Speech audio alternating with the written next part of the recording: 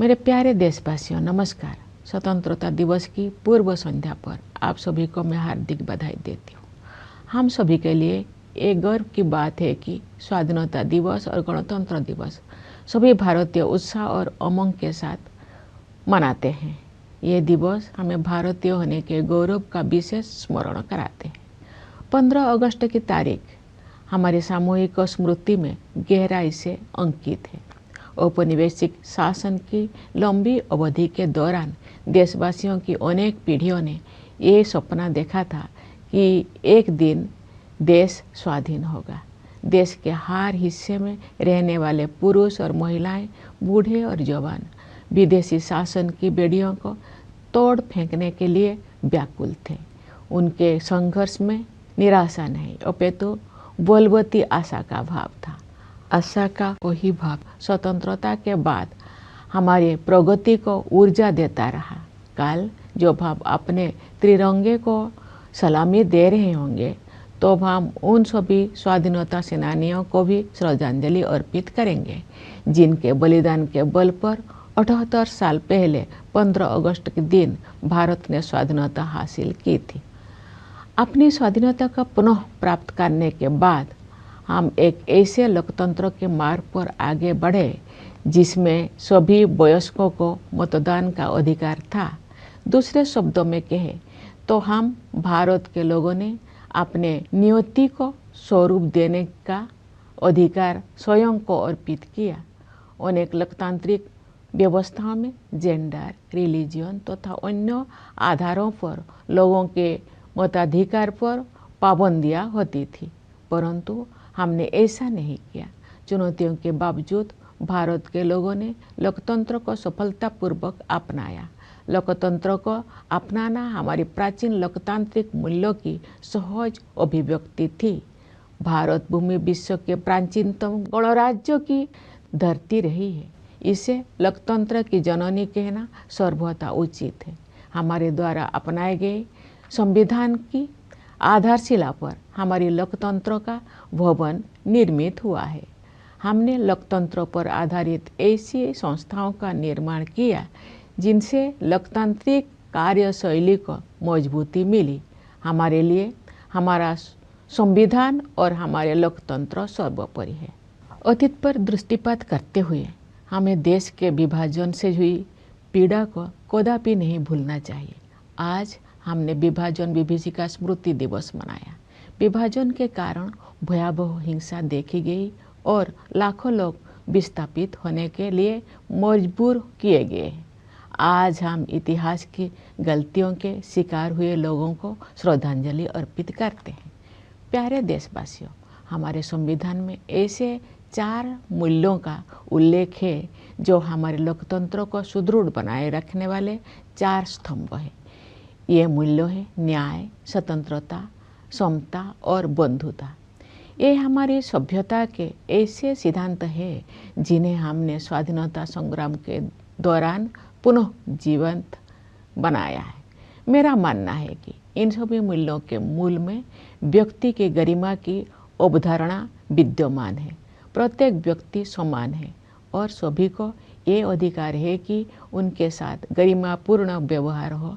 स्वास्थ्य सेवाओं और शिक्षा सुविधाओं तक सभी की समान पहुंच होने चाहिए। सभी को समान अवसर मिलने चाहिए। जो लोग पारंपरिक व्यवस्था के कारण वंचित रह गए थे, उन्हें मदद की जरूरत थी।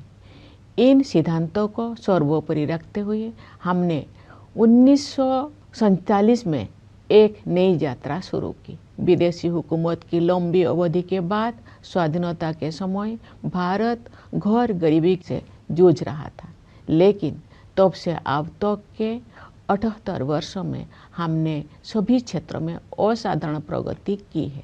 भारत ने आत्मनिर्भर राष्ट्र बनने के मार्ग पर काफ़ी दूरी तय कर ली है और प्रबल आत्मविश्वास के साथ आगे बढ़ता जा रहा है।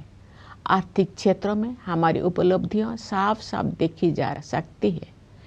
पिछले वित्त वर्ष में 6.5% की सकल घरेलू उत्पाद वृद्धि दर के साथ भारत दुनिया की प्रमुख अर्थव्यवस्था में सबसे तेजी से बढ़ने वाले देश है। वैश्विक अर्थव्यवस्था में व्याप्त समस्याओं के बावजूद घरेलू मांग में तेजी से वृद्धि हो रही है। मुद्रास्फीति पर नियंत्रण बना हुआ है, निर्यात बढ़ रहा है। सभी प्रमुख संकेतक अर्थव्यवस्था की मजबूत स्थिति को दर्शा रहे हैं। ये हमारे श्रमिक और किसान भाई बहनों की कड़ी मेहनत और समर्पण के साथ साथ सुविचारित सुधारों और कुशल आर्थिक प्रबंधन का भी परिणाम है। सुशासन के माध्यम से बड़ी संख्या में लोगों को गरीबी से बाहर निकाला गया है। सरकार गरीबों के लिए अनेक कल्याणकारी योजनाएं चला रही है। जो लोग गरीबी रेखा से ऊपर तो आ गए हैं लेकिन मजबूत स्थिति में नहीं है, उनको भी ऐसे योजनाओं की सुरक्षा उपलब्ध है ताकि वे फिर से गरीबी रेखा से नीचे ना चले जाए। ये कल्याणकारी प्रयास सामाजिक सेवाओं पर बढ़ते खर्च में परिलक्षित होते हैं। आय की असमानता कम हो रही है, क्षेत्रीय असमानताएं भी कम हो रही है। जो राज्य और क्षेत्र पहले कमजोर आर्थिक प्रदर्शन के लिए जाने जाते थे, वे अब अपनी वास्तविक क्षमता प्रदर्शित कर रहे हैं और अग्रणी राज्य के साथ बराबरी करने की दिशा में आगे बढ़ रहे हैं। हमारे अग्रणी व्यवसायियों, लघु एवं मध्यम उद्यमियों और व्यापारियों ने हमेशा कुछ कर गुजरने की भावना का परिचय दिया है। समृद्धि के सृजन के मार्ग में आने वाली रुकावटों को दूर करने की आवश्यकता थी। पिछले एक दशक के दौरान बुनियादी ढांचे में हुए विकास में ये स्पष्ट रूप से दिखाई देता है। हमने भारतमाला परियोजना के तहत राष्ट्रीय राजमार्ग नेटवर्क का विस्तार और सुदृढ़ीकरण किया है। रेलवे ने भी नवाचार को प्रोत्साहन दिया है तथा नवीनतम टेक्नोलॉजी से युक्त नई तरह की रेलगाड़ियों और डिब्बे का उपयोग किया जाने लगा है। कश्मीर घाटी में रेल संपर्क का शुभारंभ करना एक प्रमुख उपलब्धि है। शेष भारत के साथ घाटी का रेल संपर्क उस क्षेत्र में व्यापार और पर्यटन को बढ़ावा देगा और नई आर्थिक संभावनाओं के द्वार खोलेगा। कश्मीर में इंजीनियरिंग के ये असाधारण उपलब्धि हमारे देश के लिए एक ऐतिहासिक माइलस्टोन है। देश में शहरीकरण तेज गति से हो रहा है, इसलिए शहरों की स्थिति सुधारने पर सरकार विशेष ध्यान दे रही है। शहरी परिवहन के प्रमुख क्षेत्रों पर विशेष ध्यान देते हुए सरकार ने मेट्रो रेल सुविधाओं का विस्तार किया है। पिछले एक दशक के दौरान मेट्रो रेल सेवा की सुविधा से युक्त शहरों की संख्या कई गुना बढ़ गई है। शहरों के कायाकल्प और शहरी परिवर्तन के लिए अटल मिशन यानी अमृत ने ये सुनिश्चित किया है कि अधिक से अधिक घरों में नल से पानी की भरोसेमंद आपूर्ति हो और स्टोरेज कनेक्शन सुविधा उपलब्ध हो। सरकार ये मानती है कि जीवन की बुनियादी सुविधाओं पर नागरिकों का हक बनता है। जल जीवन मिशन के तहत ग्रामीण घरों में नल से जल पहुंचाने में प्रगति हो रही है। अपने तरह के विश्व की सबसे बड़ी स्वास्थ्य सेवा योजना आयुष्मान भारत के अंतर्गत विभिन्न कदम उठाए गए हैं। उन प्रयासों के परिणाम स्वरूप स्वास्थ्य सेवा के क्षेत्र में हम क्रांतिकारी बदलाव देख रहे हैं। इस योजना के तहत अब तक 55 करोड़ से अधिक लोगों को सुरक्षा कवच प्रदान किया जा चुका है। सरकार ने 70 वर्ष और उससे अधिक आयु के सभी वरिष्ठ नागरिकों को इस योजना की सुविधा उपलब्ध करा दी है, चाहे उनकी आय कितना भी हो। स्वास्थ्य सेवाओं तक पहुंच से जुड़ी असमानताएं दूर होने से गरीब और निम्न मध्यम वर्गों के लोगों को भी सर्वोत्तम संभव स्वास्थ्य सेवाएं उपलब्ध हो रही है। इस डिजिटल युग में ये स्वाभाविक है कि भारत में सबसे अधिक प्रगति सूचना प्रौद्योगिकी क्षेत्र में हुई है। लगभग सभी गांव में 4G मोबाइल कनेक्टिविटी उपलब्ध है। शेष कुछ हजार गांव में भी ये सुविधा शीघ्र ही पहुंचा दी जाएगी। इससे डिजिटल भुगतान तकनीकी को बड़े पैमाने पर अपनाना संभव हो पाया है। डिजिटल भुगतान के क्षेत्र में भारत कम समय में ही विश्व का अग्रणी देश बन गया है। इससे डायरेक्ट बेनिफिट ट्रांसफ़र को भी बढ़ावा मिला है तथा लक्षित लाभार्थियों तक कल्याणकारी भुगतान बिना किसी रुकावट और लीकेज के पहुंचना सुनिश्चित हो रहा है। दुनिया में होने वाले कुल डिजिटल लेन देन में से आधे से अधिक लेन देन भारत में होते हैं। ऐसे बदलाव से एक गतिमान डिजिटल अर्थव्यवस्था का निर्माण किया गया है, जिसका योगदान देश के सकल घरेलू उत्पाद में साल दर साल बढ़ रहा है। आर्टिफिशियल इंटेलिजेंस टेक्नोलॉजिकल एडवांसमेंट का अगला चरण है जो हमारे जीवन में अपना स्थान बना चुका है। सरकार ने देश के एआई क्षमताओं को मजबूत करने के लिए इंडिया एआई मिशन शुरू किया है। इस मिशन के तहत ऐसे मॉडल विकसित किए जाएंगे जो भारत की विशिष्ट आवश्यकताओं को पूरा करेंगे। हमारी आकांक्षा है कि वर्ष 2047 तक भारत एक ग्लोबल एआई हब बन जाए। इस दिशा में सामान्य लोगों के लिए तकनीकी प्रगति का सर्वोत्तम उपयोग और प्रशासन व्यवस्था में सुधार करके उनके जीवन को बेहतर बनाने पर विशेष ध्यान दिया जाएगा। जनसामान्य के जीवन को बेहतर बनाने के लिए कारोबार को आसान बनाने के साथ साथ जीवन को आसान बनाने पर भी समान बल दिया जा रहा है। विकास तभी सार्थक होता है जब हाशिए पर के लोगों तक सहायता पहुँचे और उनके लिए नए अवसर उपलब्ध हो। इसके अलावा हम हर संभव क्षेत्रों में अपनी आत्मनिर्भरता बढ़ा रहे हैं। इससे हमारा आत्मविश्वास बढ़ा है और विकसित भारत बनने की हमारी यात्रा की रफ्तार तेज हुई है। पिछले सप्ताह 7 अगस्त को देश में राष्ट्रीय हथकरघा दिवस मनाया गया। इस दिवस को मनाने का उद्देश्य हमारे बुनकरों और उनके उत्पादों का सम्मान करना है। हमारे स्वाधीनता संग्राम के दौरान 1905 में शुरू किए गए स्वदेशी आंदोलन की स्मृति में वर्ष 2015 से ये दिवस हर साल मनाया जाता है। महात्मा गांधी ने भारतीय कारीगरों और शिल्पकारों के खून पसीनों से निर्मित और उनके अतुलनीय कौशल से युक्त उत्पादों को बढ़ावा देने के लिए स्वदेशी की भावना को और मजबूत किया था। स्वदेशी का विचार मेक इन इंडिया और आत्मनिर्भर भारत अभियान जैसे राष्ट्रीय प्रयासों को प्रेरित करता रहा है। हम सबको ये संकल्प लेना है कि हम अपने देश में बने उत्पादों को खरीदेंगे और उनका उपयोग करेंगे। प्यारे देशवासियों, सामाजिक क्षेत्र में किए गए प्रयासों से संवर्धित समग्र आर्थिक विकास के बल पर भारत 2047 तक एक विकसित अर्थव्यवस्था बनने के मार्ग पर अग्रसर है। मैं समझती हूँ कि अमृत काल के इस दौर में आगे बढ़ते जाने की राष्ट्रीय यात्रा में सभी देशवासी यथाशक्ति अपना सर्वाधिक योगदान देंगे। मेरा मानना है कि समाज के 3 ऐसे वर्ग है जो हमें प्रगति के इस मार्ग पर आगे बढ़ाएंगे।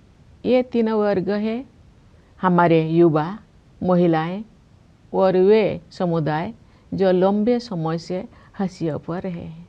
अंततः हमारे युवाओं को अपने सपनों को साकार करने के लिए अनुकूल परिस्थितियां मिल गई है। राष्ट्रीय शिक्षा नीति के माध्यम से दूरगामी बदलाव किए गए हैं। शिक्षा को जीवन मूल्य से तथा कौशल को परंपरा के साथ जोड़ा गया है। रोजगार के अवसर तेजी से बढ़ रहे हैं। उद्यमिता की आकांक्षा रखने वाले लोगों के लिए सरकार ने सर्वाधिक अनुकूल वातावरण उपलब्ध कराए हैं। युवा प्रतिभाओं की ऊर्जा से शक्ति प्राप्त करके हमारे आंतरिक कार्यक्रम का अभूतपूर्व विस्तार हुआ है। मुझे विश्वास है कि शुभांशु शुक्ला की इंटरनेशनल स्पेस स्टेशन की यात्रा ने एक पूरी पीढ़ी को ऊंचे सपने देखने की प्रेरणा दी है। ये अंतरिक्ष यात्रा भारत के आगामी मानव अंतरिक्ष उड़ान कार्यक्रम गगनयान के लिए अत्यंत सहायक सिद्ध होगी। नए आत्मविश्वास से भरपूर हमारे युवा खेल जगत में अपनी पहचान बना रहे हैं। उदाहरण के लिए शतरंज में आप भारत के युवाओं का जैसा वर्चस्व है वैसा पहले कभी नहीं था। राष्ट्रीय खेल नीति 2025 में निहित विजन के अनुरूप हम ऐसे आमूल बदलाव की परिकल्पना कर रहे हैं जिसके बल पर भारत एक वैश्विक खेल महाशक्ति के रूप में उभरेगा। हमारी बेटियां हमारे गौरव हैं। वे प्रतिरक्षा और सुरक्षा सहित हर क्षेत्र में अवरोधों को पार करके आगे बढ़ रहे हैं। खेलकूद को उत्कृष्टता, सशक्तिकरण और क्षमताओं का महत्वपूर्ण संकेतक माना जाता है। विश्व शतरंज चैंपियनशिप के लिए फीडे महिला विश्व कप का फाइनल मैच 19 वर्षों के भारत की एक बेटी और 38 वर्षों की एक भारतीय महिला के बीच खेला गया। ये उपलब्धि पीढ़ी दर पीढ़ी हमारी महिलाओं में विद्यमान विश्व स्तर की सतत उत्कृष्टता को रेखांकित करती है। रोजगार में भी जेंडर गैप कम हो रहा। नारी शक्ति बंधन अधिनियम से महिला सशक्तिकरण अब केवल एक नारा ना रहकर यथार्थ बन गया है। हमारे समाज का एक बड़ा हिस्सा अनुसूचित जाति, अनुसूचित जनजाति, पिछड़ा वर्ग और अन्य समुदायों के लोगों का है। इन समुदायों के लोग अब हाशिए पर होने का टैग हटा रहे हैं। उनकी सामाजिक और आर्थिक आकांक्षाओं को साकार करने के लिए सक्रिय प्रयासों के माध्यम से सरकार उनकी सहायता करती आ रही है। अपनी वास्तविक क्षमता को हासिल करने की दिशा में भारत अब और अधिक तेज गति से आगे बढ़ रहा है। हमारे सुधारों और नीतियों से विकास का एक प्रभावी मंच तैयार हुआ है। इस तैयारी के बल पर मैं एक ऐसे उज्जवल भविष्य को देख पा रही हूँ जहाँ हम सब अपनी सामूहिक समृद्धि और खुशहाली में उत्साहपूर्वक योगदान दे रहे होंगे। उस भविष्य की ओर हम भ्रष्टाचार के प्रति जीरो टॉलरेंस रखते हुए अनवरत सुशासन के साथ आगे बढ़ रहे हैं। इस संदर्भ में मुझे महात्मा गांधी की एक महत्वपूर्ण बात याद आ रही है। गांधी जी ने बताया था और मैं दोहराती हूँ, भ्रष्टाचार और दंभ लोकतंत्र के अनिवार्य परिणाम नहीं होने चाहिए। हम सब ये संकल्प ले कि गांधी जी के इस आदर्श को कार्य रूप देंगे और भ्रष्टाचार को समूल नष्ट करेंगे। प्यारे देशवासियों, इस वर्ष हमें आतंकवाद का दंश झेलना पड़ा। कश्मीर घूमने गए निर्दोष नागरिकों की हत्या कायरतापूर्ण और नितांत अमानवीय थी। इसका जवाब भारत ने फौलादी संकल्प के साथ निर्णायक तरीके से दिया।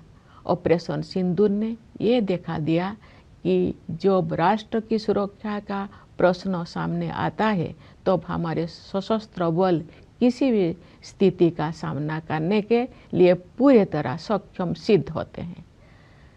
रणनीतिक स्पष्टता और तकनीकी दक्षता के साथ हमारी सेना ने सीमा पार के आतंकवादी ठिकानों को नष्ट कर दिया।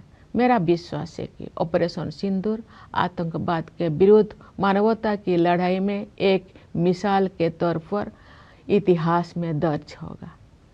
हमारी एकता ही हमारी जवाबी कार्रवाई की सबसे बड़ी विशेषता थी। यही एकता उन सभी तत्वों के लिए सबसे करारा जवाब भी है जो हमें विभाजित देखना चाहते हैं। भारत के दृष्टिकोण को स्पष्ट करने के लिए विभिन्न देशों में गए संसद सदस्यों के बहुदलीय प्रतिनिधि मंडलों में भी हमारी यही एकता दिखाई दी। विश्व समुदाय ने भारत की इस नीति का संज्ञान लिया है कि हम आक्रमणकारी तो नहीं बनेंगे, लेकिन अपने नागरिकों की रक्षा के लिए जवाबी कार्रवाई करने में तनिक भी संकोच नहीं करेंगे।